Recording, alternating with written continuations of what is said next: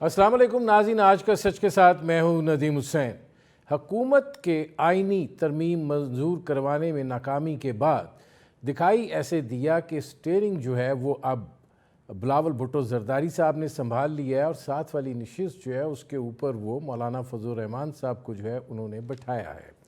उन्होंने ये बात कही कि आइनी तरमीम के हवाले से उनकी मौलाना फजल रहमान से गुफ्तगू हुई है, वो इस पर इत्तफ़ाक़ राय जो है वो चाहते हैं। हम अब अपना एक आइनी पैकेज जो है वो तैयार कर रहे हैं और दूसरी तरफ मुझे ये पता चला है कि JUI जो है वो भी अपना आइनी पैकेज जो है वो तैयार कर रही है। हम इन दोनों पैकेजेस जो हैं इनमें मुताबिकत तलाश करके एक इत्तफ़ाक़ राय से इसको जो है वो लेकर आगे बढ़ेंगे। उनका ये भी कहना था कि अगर कोई फ़रीक जो है, यानी उनका इशारा पाकिस्तान तहरीक इंसाफ की तरफ था, अगर वो इसमें शामिल नहीं होता है तो फिर वो इसको 2/3 अक्सरियत से मंजूर करवाने की कोशिश करेंगे।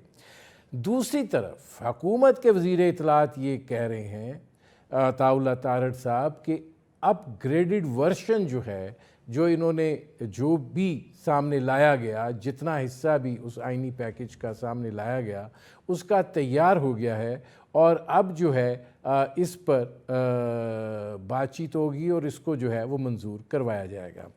अब हम इतना ज़्यादा कर दिया गया है कि सूरत हाल जो है वो वाज़े होके दिखाई नहीं दे रही है इस हवाले से। अब मौलाना फजल रहमान साहब जो हैं वो आज पहुँचे हैं असद कैसर साहब के घर पे। वहाँ पे उन्होंने ज़ोहराने में शिरकत की और वहाँ से निकल के उन्होंने ये बात कही कि हम जो हुकूमत का आइनी पैकेज है उसको हम यकसर मुस्तरद करते हैं।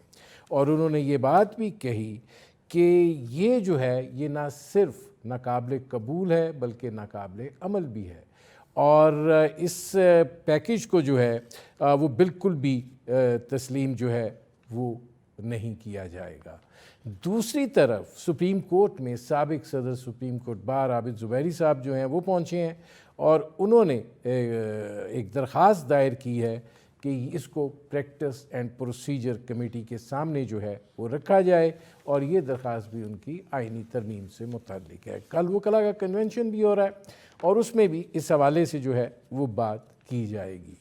वज़ीर कानून जो हैं आज़म नज़ीर तारड़ वो ये बात कह रहे हैं कि हम वकला के सामने ये चीज़ें रखेंगे और उनको जो है बताएंगे, ब्रीफ़ करेंगे और ये किसी सूरत भी जो है किसी अदारे को जो है वो अंडरमाइन करने की कोशिश नहीं है।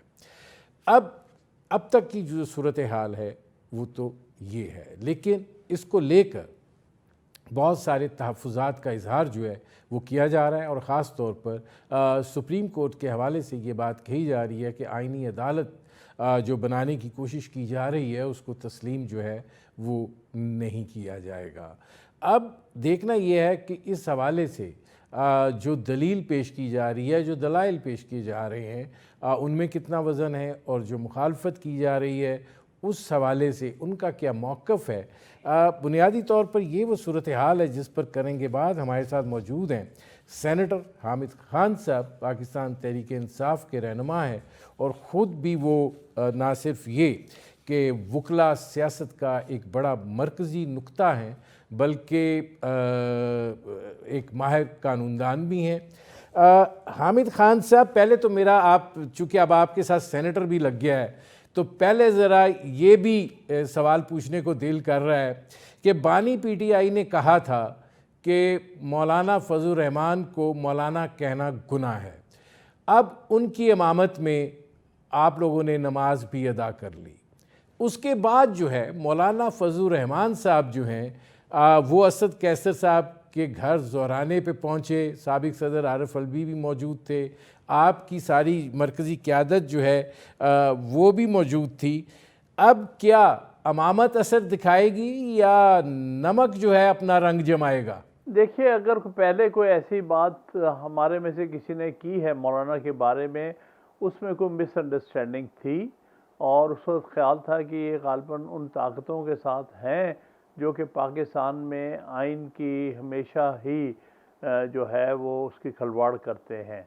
लिहाजा वक्त ने ये साबित कर दिया कि मौलाना फजल रहमान साहब दर हकीकत एक इंडिपेंडेंट सोच रखने वाले, उनकी पार्टी जो है वो आइन के साथ खड़ी है और आइन का खलवाड़ नहीं होने देगी।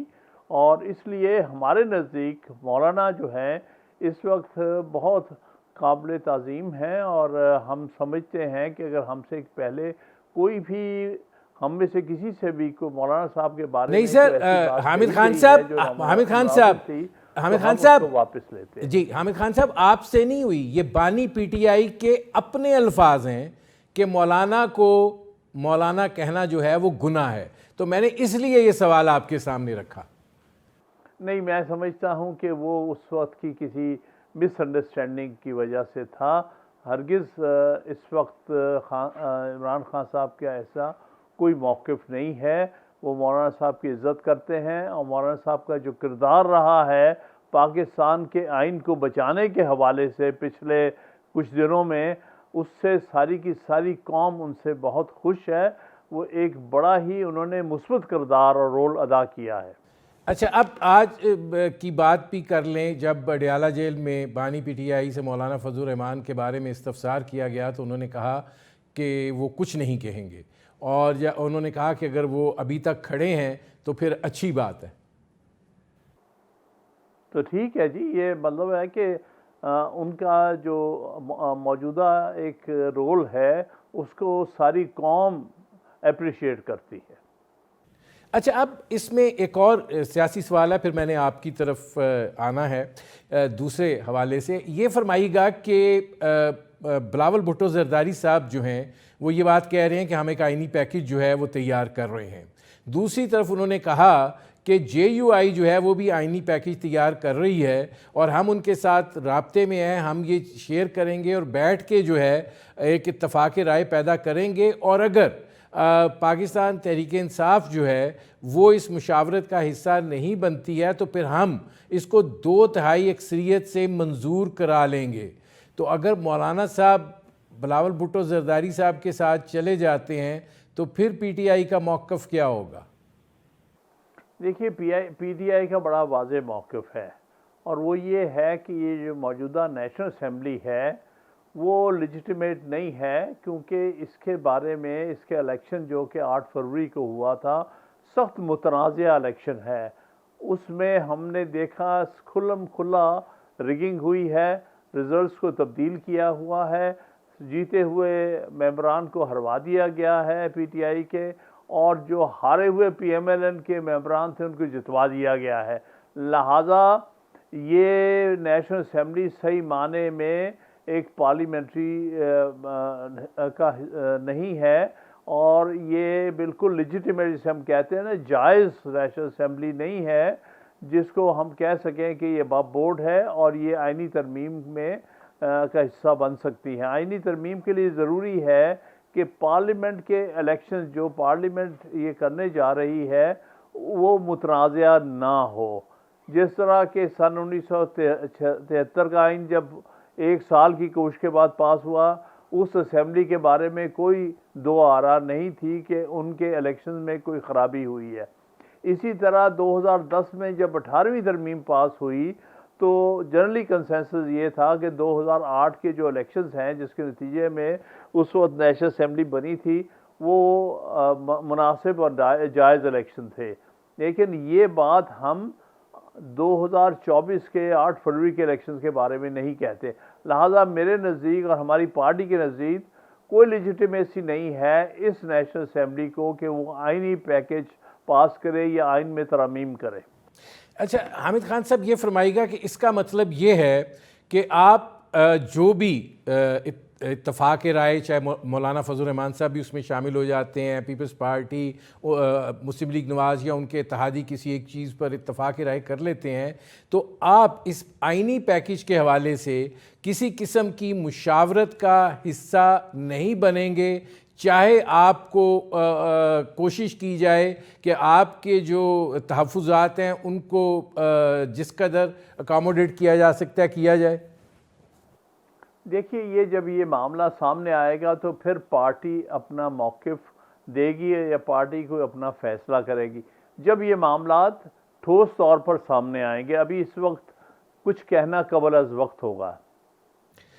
अच्छा, ये फरमाइएगा कि क्योंकि मैंने ये सवाल आपसे इसलिए पूछा कि वो कह रहे हैं कि अगर आप ना शामिल हुए तो ठीक है, अब मौलाना फजल रहमान साहब ऑन बोर्ड आ जाते हैं। आपको क्या लगता है कि मौलाना फजल रहमान साहब जो हैं, अगर उनकी तहफ़्फ़ुज़ात दूर कर दिए जाते हैं, वो ऑन बोर्ड चले जाते हैं, और फिर आपके साथ ये जो सारी गुफ्तो शनीद हो रही है, इसका फिर क्या होगा? और आपको लगता है कि वो आपके साथ चलेंगे? देखिए, मैं समझता हूँ वो किसी भी नामुनासिब स्टेप के हक में नहीं जाएंगे। जैसे उन्होंने पहले एक बात बड़ी वाज़ेह कर दी थी कि हम जजेस की उम्र में एक्सटेंशन के ख़िलाफ़ हैं, जो कि बहुत सही और अच्छा मौक़िफ़ था। इसी तरह से हम देखेंगे कि मौलाना इस मामले में जो मौक़िफ़ अपनाते हैं वो क्या है। अगर तो वो माकूल मौक़िफ़ है तो फिर हम उसको बिल्कुल कंसिडर करेंगे, लेकिन ये तो आने वाले वक्त में ही पता चलेगा, और जब ये मामला मशावरत में जाएगा तो फिर हम उसके बारे में कुछ कह कह सकते हैं। नाज़रीन, सेनेटर हामिद खान से हमारी गुफ्तगू जारी है। वक्त हुआ एक मुख्तसर से कमर्शियल ब्रेक का, मिलते हैं इस वक्फे के बाद। Welcome back. अच्छा हामिद खान साहब, अब ज़रा ये फरमाइएगा कि ये जो आइनी अदालत है, इसको लेकर बहस हो रही है और ये बात कही जा रही है कि केसेस बहुत पेंडिंग हैं, फिर हर सियासी मामला जो है वो अदालत में चला जाता है, फिर अदालत का जो रवैया है वो भी एक ऐसा हो जाता है कि जिसके अंदर ऐसा दिखाई देता है कि वो किसी न किसी हवाले से कोई जानिबदारी जो है अपनी जगह के ऊपर मौजूद है। तो क्यों ना एक आइनी अदालत तश्कील दी जाए जो सिर्फ आइनी मामलात को देखे और सुप्रीम कोर्ट जो है वो बाकी चीज़ों को देखे। आप आइनी अदालत की इस कदर सख्ती के साथ मुखालफत क्यों कर रहे हैं? देखिए, जो आइनी अदालत है पाकिस्तान की सबसे बड़ी, उसका नाम है सुप्रीम कोर्ट ऑफ पाकिस्तान। ये फेडरल अदालत भी है पाकिस्तान की, फेडरेशन की अदालत है, और ये सबसे हाईएस्ट कॉन्स्टिट्यूशनल अदालत है। लिहाजा इसके होते हुए कोई और मुतबादल या मुतवाज़ी अदालत नहीं बनाई जा सकती। वो गैर आइनी होगी और वो उसके नताइज बड़े भयानक होंगे, और वकील किसी हालत में कोई मुतबादल अदालत को एक्सेप्ट नहीं करेंगे, क्योंकि सुप्रीम कोर्ट ही ऐसे केस में आइनी अदालत है आखिरी। अगर सिर्फ केस मैनेजमेंट की बात, ये जो खामखा बात बनाई जाए कि इतने हज़ार केसेस पेंडिंग है, इस वक्त लाखों केसेस पेंडिंग है इंडिया की सुप्रीम कोर्ट के सामने, तो उसको तो कोई उनकी तो मुतबादल अदालत की कभी किसी ने सोचा भी नहीं है। तो इसलिए मैं ये करना चाहूँगा कि पाकिस्तान के बहुत बड़े स्टेक होल्डर अदालती निज़ाम में हमारे वकला है। पाकिस्तान भर के वकला किसी भी मुतवाज़ी या मुतबादल अदालत को कबूल नहीं करेंगे, बल्कि इसमें जो झगड़ा बढ़ेगा वो आप सोच भी नहीं सकते।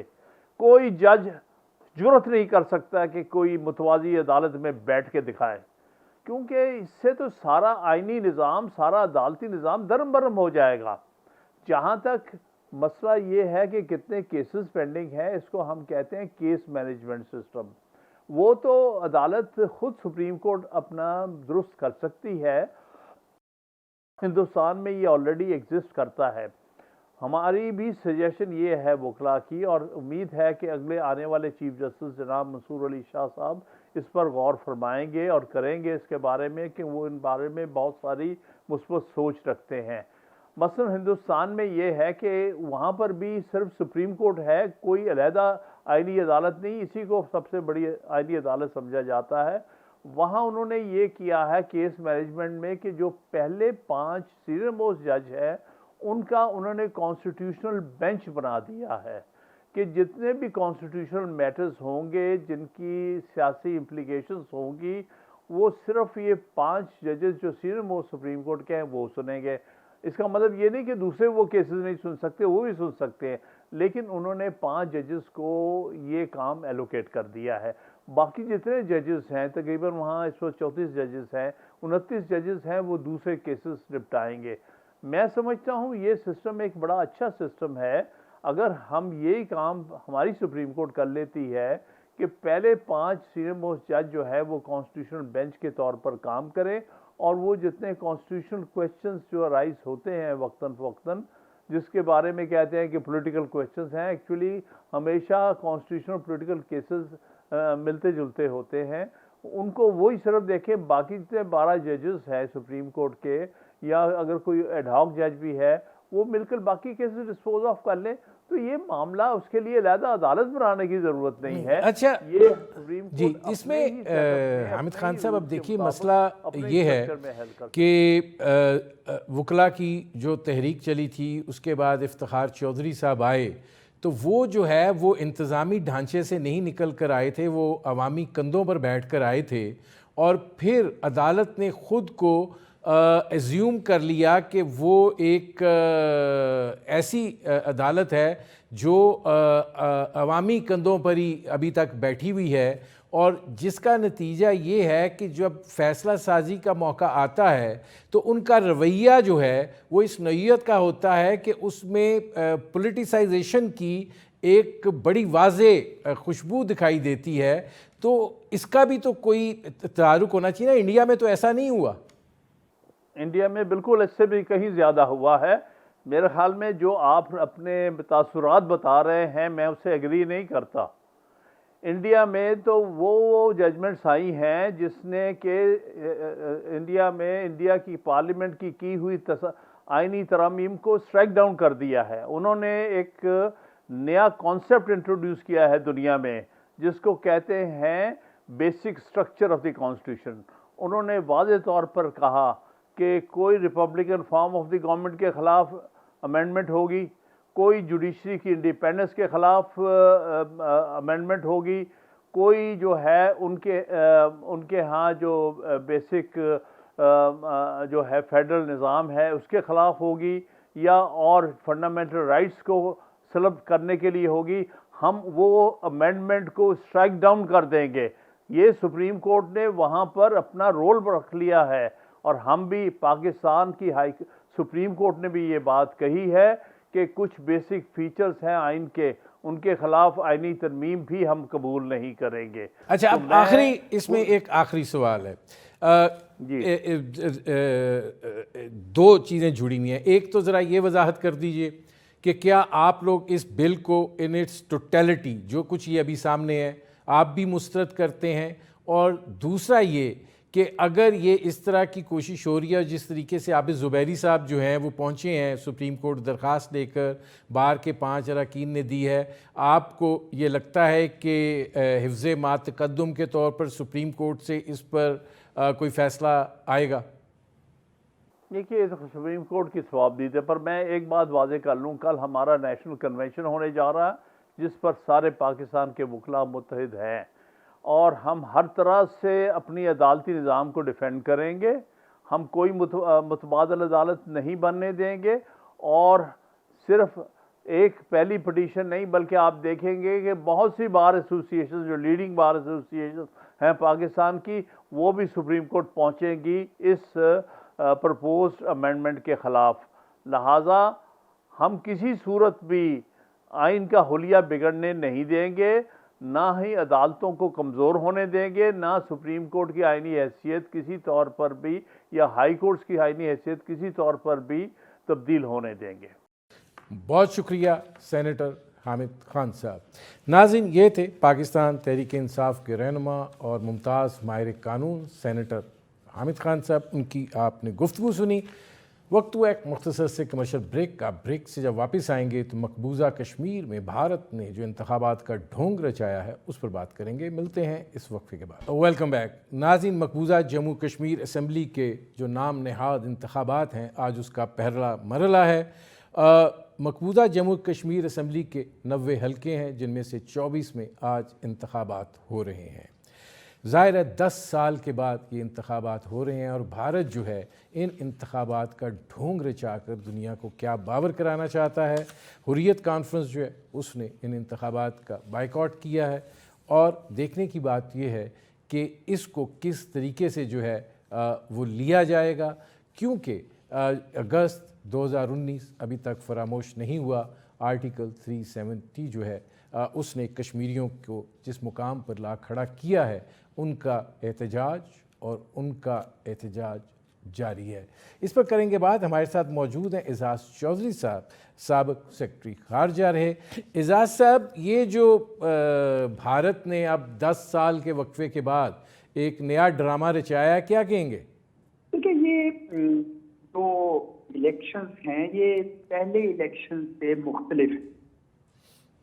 उसकी वजह ये है कि इस पिछले 10 साल में खुसूसन अगस्त 2019 के बाद से कश्मीर में बाकायदा उसकी जो डेमोग्राफी है उसको तब्दील करने की एक मजमून कोशिश की गई और 3.2 मिलियन के करीब नए वोटर शामिल हुए। वो इस तरीके से कि नॉन कश्मीरी सब्जेक्ट को लाकर वहां पे बसाया गया, डोमिसाइल्स दिए गए।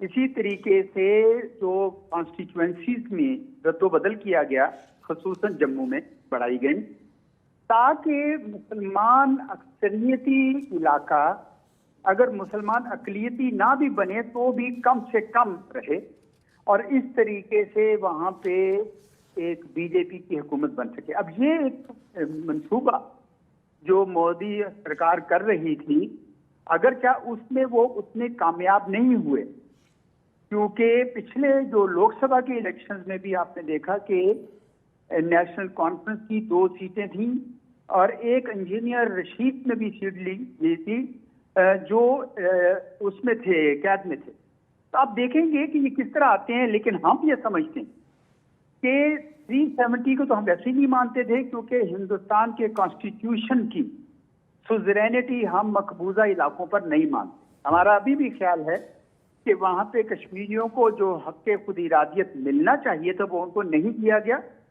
और 70-75 सालों बाद भी हिंदुस्तान अभी तक जद्दोजहद कर रहा है कि किसी तरीके से इस इलाके को अपने मुल्क में जम कर सके, जबकि उसको मुश्किलात का सामना है।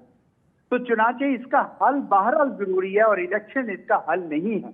ये हमारे पाकिस्तान की जो हुकूमत है उसका ये नुक्ता नजर है। अब इसमें आपने जो इंजीनियर रशीद साहब की बात की वो एक बड़ा सरप्राइज एलिमेंट था। आपको क्या लगता है कि ये जो इंतखाब हो रहे हैं इसके अंदर इस असर को भी हमें मद्देनजर रखना चाहिए? जी बिल्कुल, क्योंकि देखिए इससे पहले कश्मीरियों में कुछ हिंदुस्तान नवाज थे, कुछ आज़ादी पसंद थे और बहुत सारे पाकिस्तान के साथ मिलना चाहते। लेकिन जब से मोदी सरकार ने अगस्त 2019 के बाद से कश्मीर की खुसूसी हैसियत को ख़त्म किया, आर्टिकल 370 ख़त्म करके, तो तमाम कश्मीरी धड़े इकट्ठे हो गए और ये नेशनल कॉन्फ्रेंस हो, पीडीपी हो, इंजीनियर रशीद हो या जमात इस्लामी हो या कोई भी जितनी भी वहां पे धड़े हैं, एपीएचसी भी, वो सब इस बात पे परेशान हैं कि ये तो कश्मीर की जो आइडेंटिटी थी, शनाख्त थी अपनी, उसको ही मजरूह किया जा रहा है। तो चुनाचे हिंदुस्तान के लिए ये आसान नहीं होगा कि वो कश्मीर के मसले को ज्यादा देर तक दबा सके। उनको इसको हल करना खित्ते में अमन के लिए, पाकिस्तान के साथ ताल्लुकात के लिए और खुद कश्मीरियों के लिए बहुत ज़रूरी है। जी अच्छा, अब ये फरमाइएगा कि अब जैसे आज पहला मरहला है और इसमें ज़ाहिर है कि जो इलाके शामिल हैं जैसे पामपुर है, कुलगाम है, शुपियाँ हैं, पहलगाम है और अनंतनाग है, यहाँ पे एक असर देखा गया है कश्मीरी मुज़ाहमतकारों का। और दूसरी जानिब कांग्रेस जो है उसने भी 370 वापस लेने की बात की है। ये 2 फैक्टर्स क्या नताइज पे असरअंदाज होंगे? देखिए, कांग्रेस ने ये जान लिया कि तमाम कश्मीरी मोदी सरकार के अगस्त 2019 के इक़दामात के खिलाफ, चुनाचे उन्होंने भी स्टेटहुड को वापस करने की बात की है कि जी स्टेटहुड को वापस किया जाए। वैसे वो मैं आपको बताऊं कि बीजेपी भी स्टेटहुड को वापस करने की बात कर चुकी है। गो के ये एक हॉलोड आउट स्टेटहुड होगी जिसके अंदर से कोई स्पेशल स्टेटस नहीं होगा। लेकिन कांग्रेस बहरहाल इसकी कोशिश कर रही है, क्योंकि उसका मालूम है कि तमाम कश्मीरी ये चाहते हैं कि किसी न किसी तरीके से यहाँ पे जो कश्मीरी हैं वो उनका वोट लिया जा सके। और पिछली अगर इलेक्शन देखे जाए तो नेशनल कॉन्फ्रेंस की बहरहाल अपनी एक मकाम है, कांग्रेस भी उनका हलीफ है, कांग्रेस भी उनके साथ मिलकर काम करती है, वो इंडिया का एक बना हुआ है उन्होंने अलायंस। और बीजेपी दूसरी तरफ है। बीजेपी ने ये काफी कमाल होशियारी से ये काम किया है कि बाहर के लोगों को, खुसूसन हिंदुओं को लाके आबाद किया जाए वहां पे। लेकिन बहरहाल इस बात पे वोट मिलेंगे या नहीं मिलेंगे कि स्टेटहुड आती है कि नहीं आती, क्योंकि कश्मीरी अपनी शनाख्त ठीक होने के खौफ में लाहक है। इस दफा जमात इस्लामी भी इलेक्शन में हिस्सा ले रही है चौधरी साहब।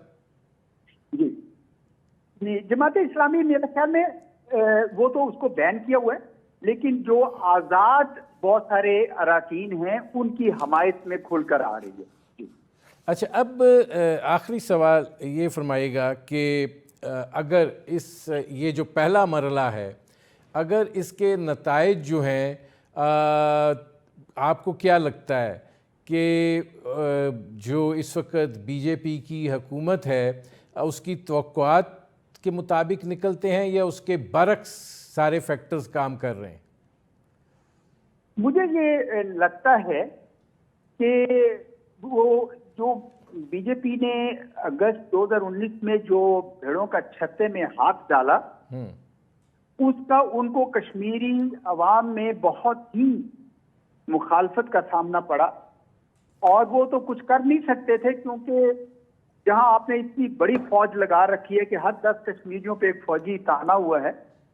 लेकिन फिर भी इन इलेक्शंस में बीजेपी को मेरे ख्याल में मुखालफत में या उनको कोई खास सीटें नहीं मिल सकें, ये मेरा ख्याल है। उसका रद्द-ए-अमल तो आना चाहिए जो कुछ हुआ, और जिस तरीके से कश्मीरियों ने उस पर अपना रद्द-ए-अमल दिया भी।